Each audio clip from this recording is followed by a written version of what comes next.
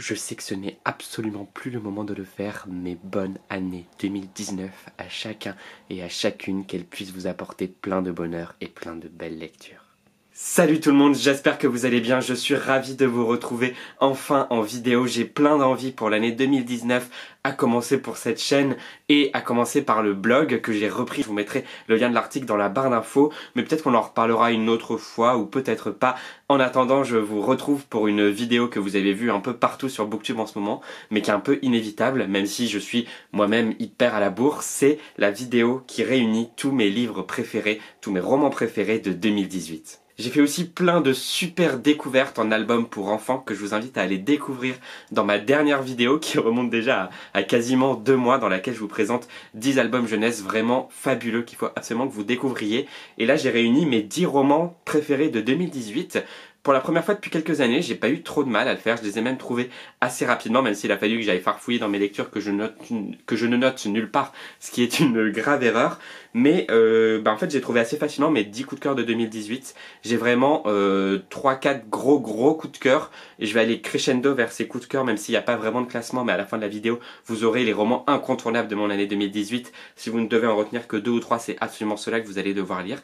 Et pour les autres, j'ai eu des coups de cœur dans l'année, mais pas autant que les autres années. Je pense pas parce que j'ai eu une mauvaise année de lecture, enfin je crois pas, plutôt parce que je suis plus exigeant d'année en année, je pense. Mais du coup là, on a vraiment le must du must de mon année 2018, et chacun de ces romans est à découvrir absolument. J'ai beaucoup trop parlé, le mec se casse de YouTube, il n'en peut plus, il faut absolument qu'il parle. Commençons de ce pas avec Mathieu Hidalf, le génie de la bêtise de Christophe Maury, qui est publié chez Gallimard Jeunesse au mois de janvier, là, dont je vous ai déjà parlé dans une ancienne vidéo. Je mettrai toutes ces vidéos dans lesquelles je parle des autres livres en barre d'infos, je répéterai pas ça à chaque livre comme ça, mais c'est le retour de Mathieu Hidalf, qui est une saga de romans jeunesse que j'avais adoré, avec un opus préquel, donc qui se passe avant la saga, et moi j'ai vraiment adoré cet opus. On retrouve toute la saveur de Mathieu Hidalf, c'est-à-dire de l'aventure, de l'humour, beaucoup de rire, des personnages hyper incarnés et hyper attachants, et un talent pour raconter des histoires par Christophe Maury, qui joue à la fois de l'humour, donc de la tendresse, de l'action, de plein de petites surprises qui viennent parsemer le récit. Et j'ai passé un excellent moment de lecture avec ce roman qui peut se lire très jeune, dès 8-9 ans je pense, jusqu'aux adultes qui ont envie de se plonger dans des histoires savoureuses comme ça et qui ont envie de rire un peu aux éclats. On poursuit avec Nightwork de Vincent Mondiaux, qui a été récompensé par la mention, l'une des 2 mentions du prix Vendredi, qui est un peu le Goncourt de la littérature ado, qui était aussi nommé au prix La Voix des blogueurs. Vous allez retrouver vous allez retrouver pas mal de livres de La Voix des blogs dans ce top 10, comme quoi on ne sélectionne que de bons bouquins. Et dans ce roman, c'est une histoire hyper sombre, très réaliste mais très dure qui se passe. Mais ce qui est bien, c'est que c'est ni dans le spectaculaire, ni dans l'horreur. On est plus dans l'angoisse et dans une histoire à laquelle on croit vraiment, et où l'auteur parvient à faire monter la pression petit à petit sans que ce soit une espèce d'explosion comme dans un blockbuster, quoi. Et l'auteur parvient à obtenir la voix de son personnage en étant à la fois très littéraire. Le roman est vraiment très bien écrit, assez exigeant mais très accessible, et en même temps il incarne la voix de ce personnage qui vit dans une cité en fait, avec réalisme, et on se dit pas que cette voix est trop littéraire pour ce jeune garçon. Je sais pas comment il est parvenu à faire cette espèce de putain de mélange extraordinaire, mais on y croit vraiment, et c'est l'une des plus grandes forces du récit. On poursuit avec Un mois à l'ouest de Claudine Desmarteaux, qui est publié chez Thierry Magnier, qui était aussi nommé pour le prix Vendredi, si je ne m'abuse, oui. Et ce roman est un petit texte assez court, très beau, un petit bijou dans lequel on suit un personnage en road trip au Canada et aux États-Unis, avec un récit parsemé de photos, et c'est un récit très réaliste, encore une fois, qui ne ment pas. C'est pas un road trip qui vous fera rêver. Et en plus, le texte est donc parsemé de photos qui ont été prises par le mari de Claudine Desmarteaux à l'époque où jeune il avait aussi fait ce road trip, qui viennent vraiment apporter une véracité supplémentaire à l'histoire. C'est assez difficile de le décrire parce que pour moi ce livre est à la fois un très bon roman ado avec tous les codes qui s'y associent, et en même temps un livre très original et assez unique. Poursuivons avec un roman qui n'a absolument rien à voir parce qu'on est dans une pure fiction.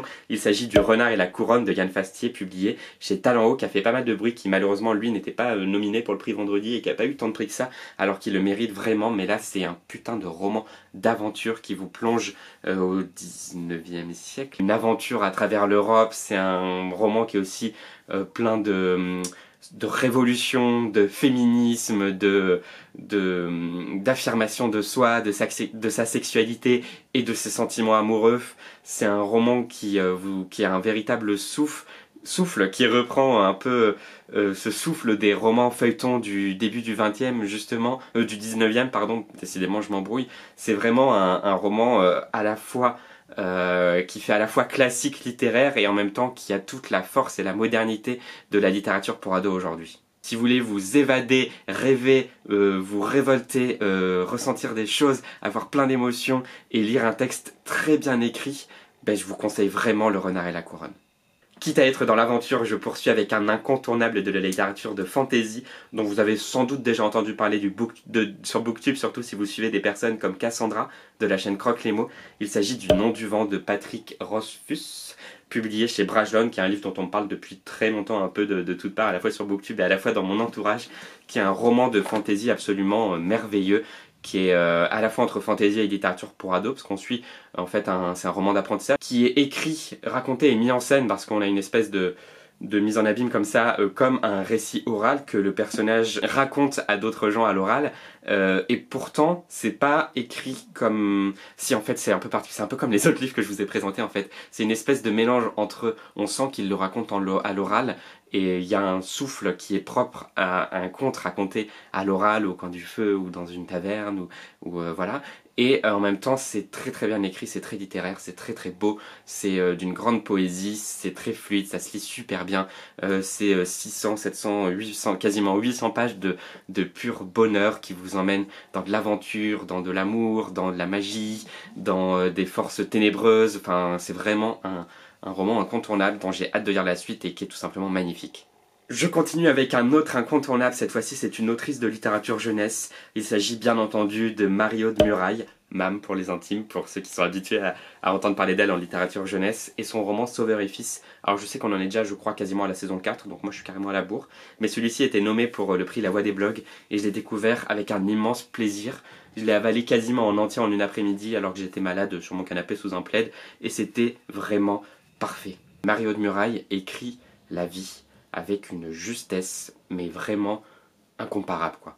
On croit à ces personnages, on s'émeut pour eux, elle le dit sans faux semblant, avec leurs défauts et les petites choses qui font que ce sont des personnes intéressantes et uniques et auxquelles on a envie de s'attacher. Et elle raconte tout ça avec à la fois le regard honnête et émouvant d'un adulte, et à la fois avec le regard tendre, innocent du fils de Sauveur.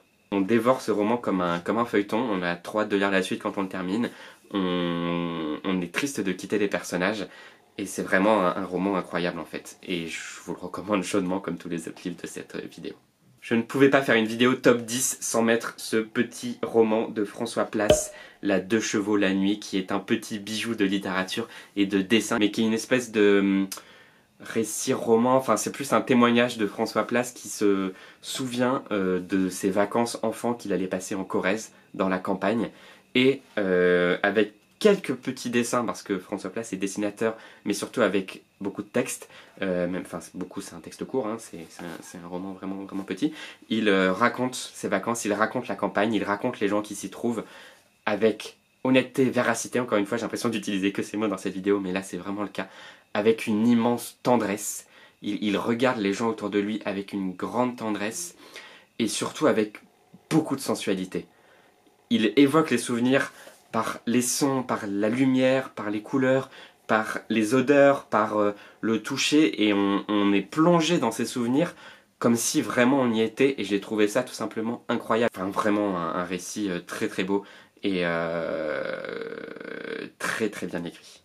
J'ai hésité à mettre ce roman dans mon top 3 et finalement j'hésite encore jusqu'à maintenant parce que les 7 autres livres que je vous ai présentés auraient pu figurer à la 3e place de ce tome 3, mais ce roman m'a vraiment laissé un souvenir particulier et du coup je voulais vraiment le mettre en avant dans cette vidéo. Il était aussi nommé pour le prix La Voix des blogs et il s'agit du roman D'un trait de fusain de Cathy Itac, publié aux éditions Talent Haut, qui est un récit, un roman historique en fait, qui se passe au moment de la montée du sida et de toutes les luttes pour pour une sexualité libérée, pour la contraception, pour aider les victimes du sida, pour une identité sexuelle assumée et libre et pas discriminée. Enfin voilà, un peu toutes ces luttes que vous avez notamment vues.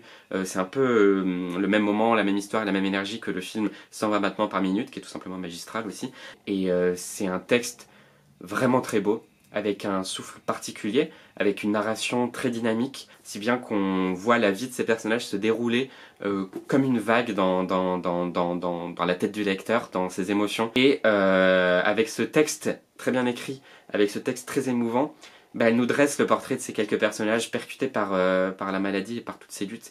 Et c'est bouleversant déjà, bien entendu, c'est très beau, c'est tendre et en même temps, bah, ça ne ment pas, quoi. Ça nous montre la réalité de ces luttes et de ces personnages. Ça renvoie à des choses en nous qu'on ressent aussi en tant que jeunes dans un monde bouleversé aujourd'hui. Et du coup, c'est un roman incroyable, quoi. Vraiment, vraiment très émouvant, qui se lit vite quand même, qui est lumineux aussi. C'est pas un roman, c'est pas un roman où on se plaint, où on pleure, où on se dit putain c'est triste la vie. Non, non, c'est un roman qui nous montre que bah, des fois il faut se battre, mais que ça vaut le coup parce qu'on vit, quoi. Et peut-être que ça fait cucu de dire comme ça, mais je pense que ce roman dit vraiment tout ça.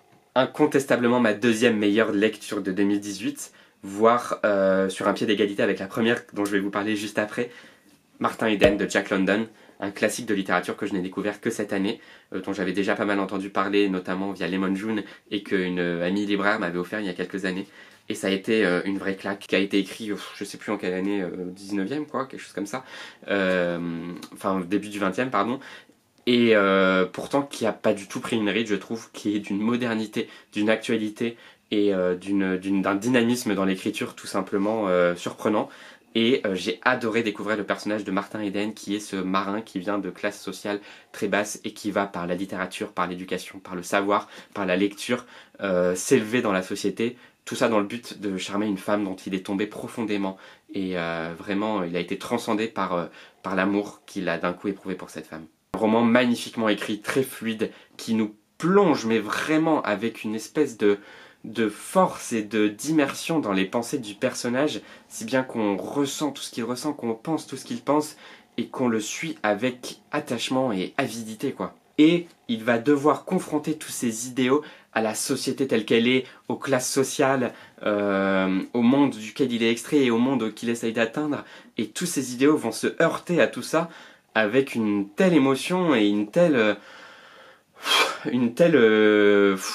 force, quoi, qu'on en est vraiment scotché. C'est vraiment, vraiment un chef-d'œuvre. Faut pas en avoir peur. Parce qu'il fait certes 400 pages, écrit assez petit, et c'est certes un livre du début du 20e, mais pour moi il est vraiment très moderne. Et ce roman, lisez-le quand vous sentez que vous en aurez envie et besoin, je sais pas.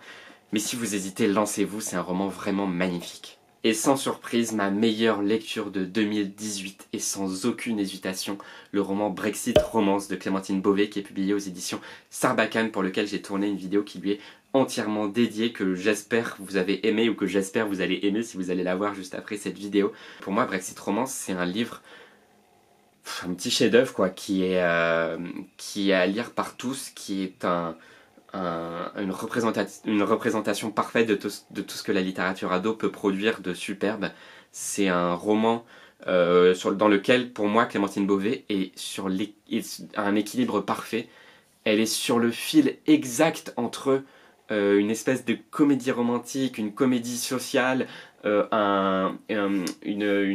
espèce de parodie de théâtre ou d'opéra. Elle est dans du burlesque, et elle est sur le fil parfait entre ce côté burlesque et une histoire réaliste, politique, sociale, qui parle du monde d'aujourd'hui, de ses travers et de ses qualités. Enfin, c'est vraiment un livre incroyable dans lequel elle montre tout son potentiel comique et toute son intelligence. Je n'ai pas lu jusqu'ici meilleur roman qui parle avec autant de justesse et d'honnêteté de notre génération, des jeunes d'aujourd'hui, de ce que c'est aujourd'hui d'être jeune dans ce monde en bordel, mais qui a aussi des bonnes choses. Mais c'est un roman incroyable qu'il faut absolument lire, que je vous recommande encore plus que tous les autres, même s'il faut lire les 10 livres que je vous ai présentés dans cette vidéo.